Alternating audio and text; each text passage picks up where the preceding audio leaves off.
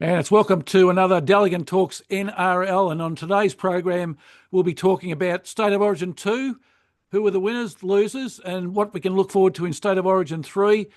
Tom Trbojevic relinquishes the number 1 jersey and goes into the centres, and there's 3 coaches in the Crosshairs. Good evening to Paul Dalligan. Good evening, Professor. If you want to present me as some sort of expert, could we just talk about State of Origin and then cut it short, because that's about all I got right in the last week.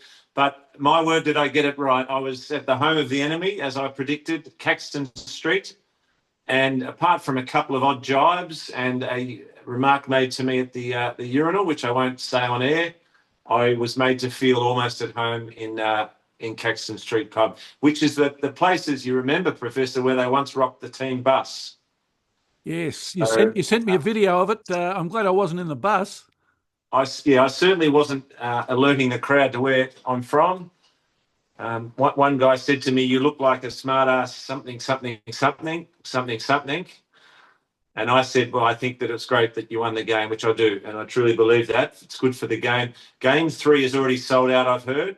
And what I tell you, it will go close to 5 million in ratings. And the NRL couldn't have planned it better. Some would say the referee was on Queensland's side. But if you look at the stats, there's been a lot of misguided counts against Queensland as well. So over the last few years, there's actually been a pretty even number of penalties. So I don't think you can put too much into that. There might have been a couple that should have been blown against Queensland, but they were just amazing. And Cameron Munster, we questioned the captaincy for him, but he was a revelation, and rightly so, man of the match. Well, the Blues scored more tries in the end. It's just that Zach Lomax didn't have his kicking boot on. That's it. So he had a very mixed game for New South Wales when, on his day, as we've seen, game 1, he looks like a superstar. He did some superstar things on the weekend as well for the Eels as a mini form of redemption. But goal kicking is so important. When you get half as many points for a goal as a try, it's a lot more than a behind in AFL. So it did cost us the game in the end, you're right. Any thoughts on changes that might be made for the Blues side? I don't think so. Maybe they're talking about Katoa, possibly, the youngster from the Dolphins, but I doubt you'd risk someone that young in such a pressure cooker game. The tragedy of all of this is Nico Hines' form has dropped right off. He would have been straight in at number 7 for the Blues, but unfortunately he's not playing well enough to demand selection. So I think they'll pretty much stick with what they've got. We'll see what happens. How did you think Jerome Luai turned out? I thought he wasn't too bad. It didn't sort of own the game that we would have liked. Cleary had carrying an injury. That's why. Yeah.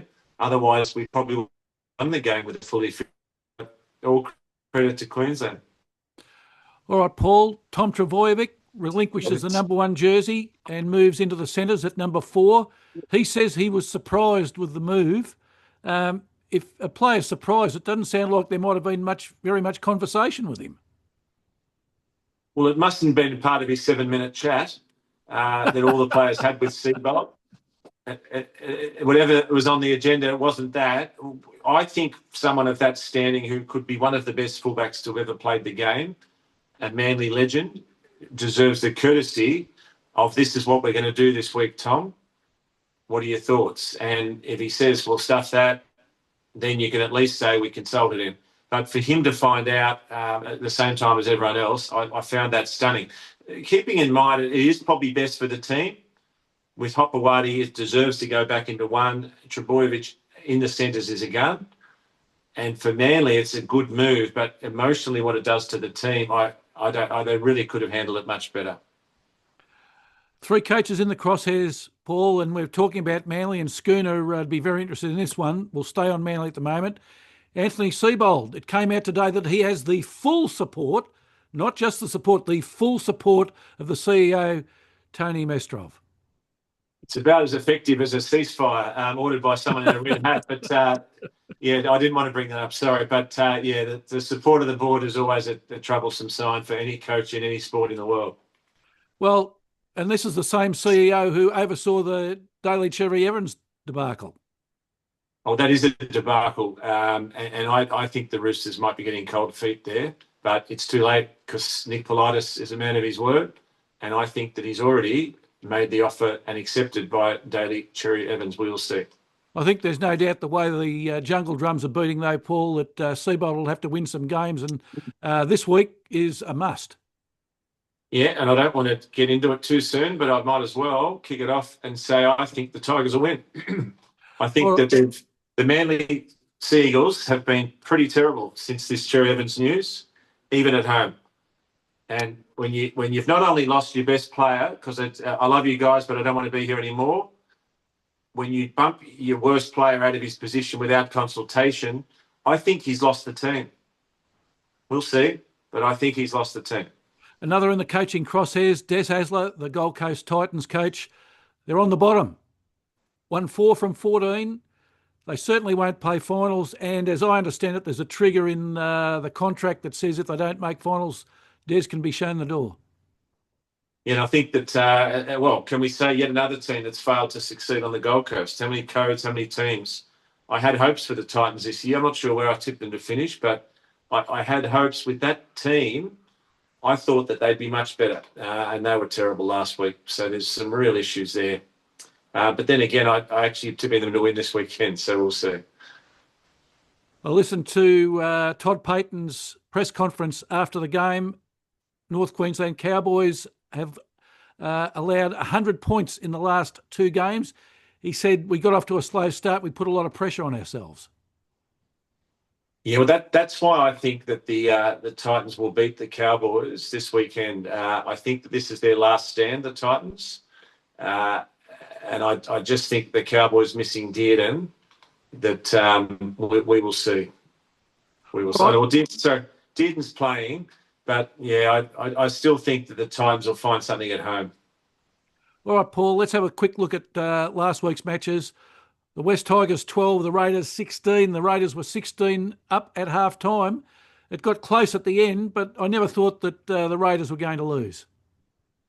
No, they were very good, and you've got to give them credit where it's due. I thought that they were very impressive. Anyway, yeah. I wouldn't have thought I'd be saying this, Paul, but looking at the ladder, West Tigers, they could finish on the bottom again. There's a chance. They're 14th at the moment. Well, it's such a congested season that anything could happen. I've never seen a crazier season. 45 years now following this code. I can't remember a crazier season. And when you said earlier about the Titans, I mean, they mathematically, if we want to get the calculators out, Des used to be a maths teacher, it might be quite fitting. He taught a mate of mine maths at high school, actually. So they can still make it mathematically, the Titans. I wouldn't be rushing to bet on them, but they can still get there. And a try to debutant Jeb Stewart on his debut, and he retains the number 2 jersey this week. The big unit as well, but he's fought hard to get there because his dad didn't want whispers of nepotism, which have plagued Flanagan at the Dragons. So he's earned it, and he played well. Dolphins 20, Knights 26. Entertaining game, but the Dolphins couldn't get it going. All those big scores dried up. That was a really bad loss for them. As I said, just when you think of teams caught fire, but they were the hottest team in the comp, and they've lost at home to the Knights. So all credit to the Knights, who are playing to save their coach. They're a good team when they're rolling, the Knights. And I think one of the hard luck stories of the year has to be Dane Gagai. There's nothing left. Old Mother Hubbard's covered for Dane. There's no money in there to sign what you've got to consider as a footballer's footballer. He's trying his heart out, and he's carrying that Knights team, but no contract. So I hope that he can finish his club career somewhere, even if it's a Super League, because he's just a real competitor and a fighter, and he's one of the best every week for the Knights. And fair to say, Paul, I think that the Knights have somehow salvaged their season. Well, they have, and with that Ponga at the back, anything can happen. They've got a very good spine, so yeah. They're hard to read, though. But it's a great story for a great town. Let's go over the Dutch. The Warriors 18, the Panthers 28. Turn that up. The Warriors. Yeah. Panthers had 5 State of Origin players out. What's going on? And they also, and the scheduling, whether it was mind games from Cleary to say that, we've been shunned by the draw, we're no chance. He pretty much said we're going to roll the arm over. And not only did they roll the arm over, they've clean bowled the Warriors stumps at home. So I don't know what to say about that. It's an unbelievable result. You've got to give the Panthers credit. But the Warriors, again, I didn't tip them to do well this year, but that shows why. They've let people down with that result, because you shouldn't have lost that game. That was woeful. And a name we don't mention often on this show, Paul, former Bulldogs player Paul Alamoti, a try and 3 conversions for the Panthers. Yeah, that's a name you don't hear often enough. But, obviously in the B-grade team, and he got it done, all credit. And if we had had his goal kicking for the Blues, we might have won. Panthers are back in the 8, Paul. Can they stay there? Oh, they can with that team. I have a look at their draw, but they certainly can. You can't write them off. They won't win the comp, but then again, the way this year's going, anything could happen. The Storm scored 2 tries in the first 5 minutes, Paul. It looked like your Rabbitohs were going to get an absolute bath. Latrell Mitchell, with a minute to play, has the 2-shot point. And if they had got that, the game was all over. Misses it and goes to Golden Point, and Pappenhausen gets the Storm home. I think for all the amazing things that's happened and crazy things that have happened this season, the craziest thing to me is that Craig Bellamy's head is yet to explode.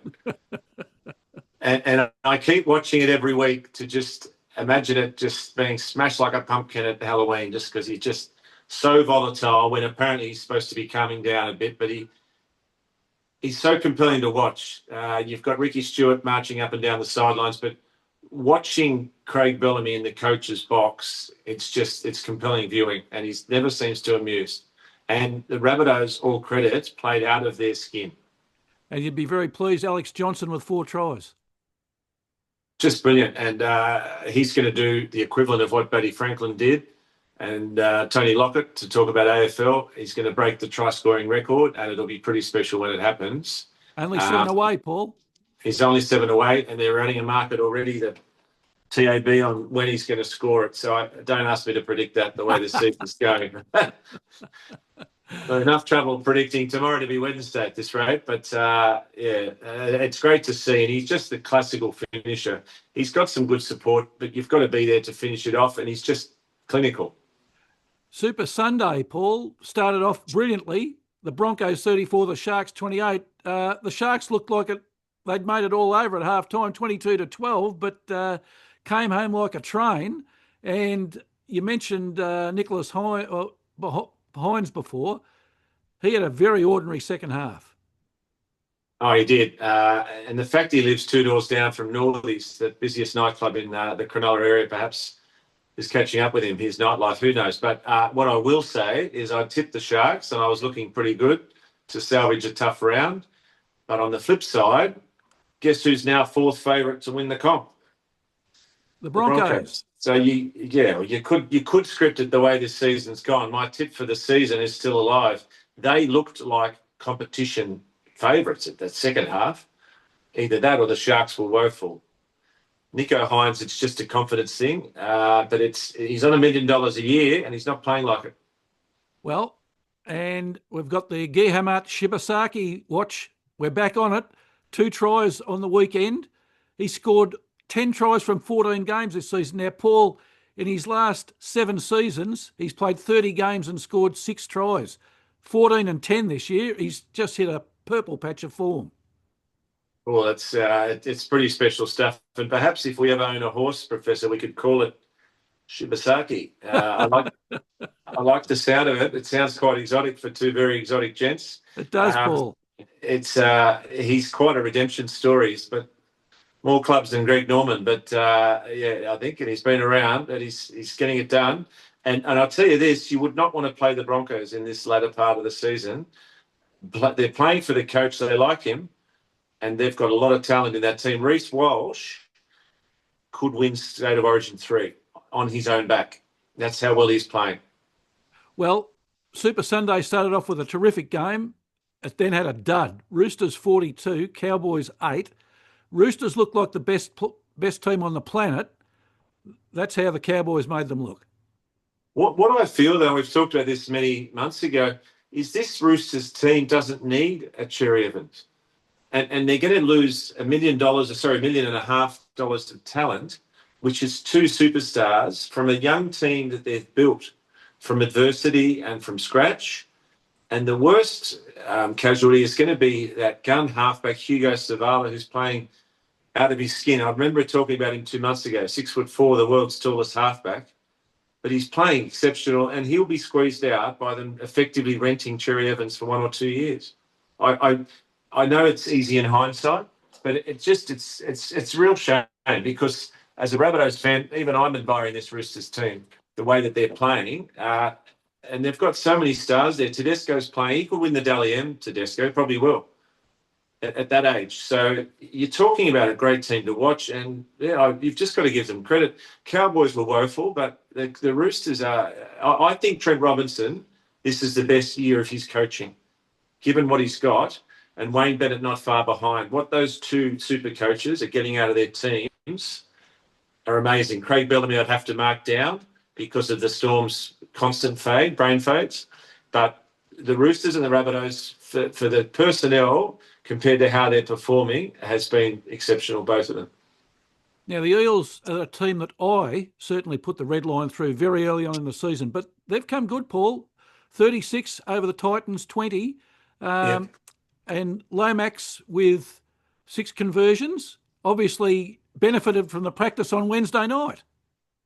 Did you see Lomax going up like John Eales in his prime, being held up and getting that try assist with the pass as he's being tackled? That would have been... any AFL superstar would be proud of that jump. And he also is a pretty handy kick usually, but he is playing exceptionally well. I want to see the Eels, though, take on and beat someone like a Dogs or a Raiders at Canberra, or a Storm in Melbourne before I start turning that red into green, Professor.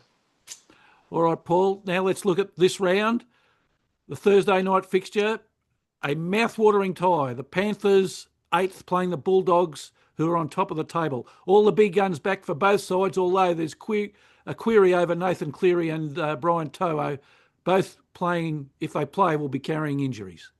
And that's why I'm tipping your Dogs. And I for your sake, I don't want them to let us all down, because it's time for them to stand up and be counted. I'm tipping the Dogs. All right. The early game on Friday night, Paul, the Sea Eagles at Fortress Brookvale are 10th, playing the West Tigers 14th. And you mentioned earlier that you didn't think Fortress Brookvale would do it for Manly. Tipping the West Tigers. I am tipping the Tigers at odds, and not with any great confidence, but I'm really disappointed for Manly. Seibold's close to gone. I think I'd compare him to a Michael Voss scenario in the AFL. That's how much trouble he's in. You just do not demote someone of the stature of Tom Trbojevic. I'm trying to think of an analogy for you. Oh, I don't know. I mean, what's it's like shifting a full forward onto a wing, I guess. A legendary full forward onto a wing. You let them know at first. You just let them know that it's in the interest of the team, that so-and-so is returning. We're going to put you in the centres. And you've been good there before. How do you feel about that, Tom? But he clearly wasn't consulted, and that's the bit I don't like. All right, Paul, the nightcap on Friday night, the Knights 13th, who have got a little bit of form against the Raiders 2nd. I think the Raiders probably be too good. Well, nightcap with the Knights, nicely done there, Professor. You often don't know it. You even manage yourself. But I don't think it'll be a good nightcap for the Knights, forgive me. But the Raiders, I think, will get back to form. That they should win that, the Raiders. But having said that, we'll see. Raiders should win. Saturday afternoon game, Paul. Broncos at Suncorp. The first game at Suncorp. It's a doubleheader at Suncorp on Saturday. Broncos 5th, playing the Warriors 4th. Which Warriors will we get? Kurt Capewell's back for the Warriors. I didn't think he made that much difference. He didn't play last week, but obviously he makes a huge difference to them. Well, I think he does, but I didn't bring it in. I've been flat out today, but if I had it in my hand, you know what I'd be doing, and well, that could go anywhere. I'll be ringing my bell on the Broncos. Oh, there it is. It's being delivered for me. Just give me this. This is live radio for you. There you go. Is this the big D guarantee? On the Broncos. So And I might even ask for a cowboy hat, but it's a bit late for that, as in the Broncos hat there. But no, the Broncos, the special for the week. All right, Cobbo's back for the Broncos. There was a mention that he met with St George during the week. Playing for his career, they've offered him 300,000, which is peanuts for someone of that stature. Correct me if I'm wrong. I think he played for Australia. He definitely played a lot for Queensland. There's not much left in the salary cap cupboard, but you normally find room if you want to keep a player of his stature. He's playing for a contract. He'll star, as will our favourite name, Bronco, Shibasaki. All right, Paul, the middle game on Saturday, Dragons 11th, a pretty disappointing Dragons outfit playing the Eels. I think the Eels are playing well enough to win. And I'm with you there. Outsiders they are, but I do agree with you. I think they're playing well. If they had Mitchell Moses, they'd be much better placed. But the interesting thing in this one is Clint Gutherson was forced out, and he's up against the youngster who's playing out of his skin, Isaiah Ayungi. So I think that both of them will play well against each other. But just looking at that Dragons halves combination, Lycan King, Togia and Kyle Flanagan, no, not against Dylan Brown and a tradesman like Dean Hawkins. Eels will win. The late game on Super Saturday, Paul, the Dolphins 9th playing your Rabbitohs 16th. That's the second of the doubleheader at Suncorp. Cody Walker back for the Rabbitohs. And the other question is, which Dolphins will turn up? The one that scores 50 points a game or the one that we saw last week? I actually think the Rabbitohs will win this, but I'm saying that probably with the heart beating, more so than any great confidence. I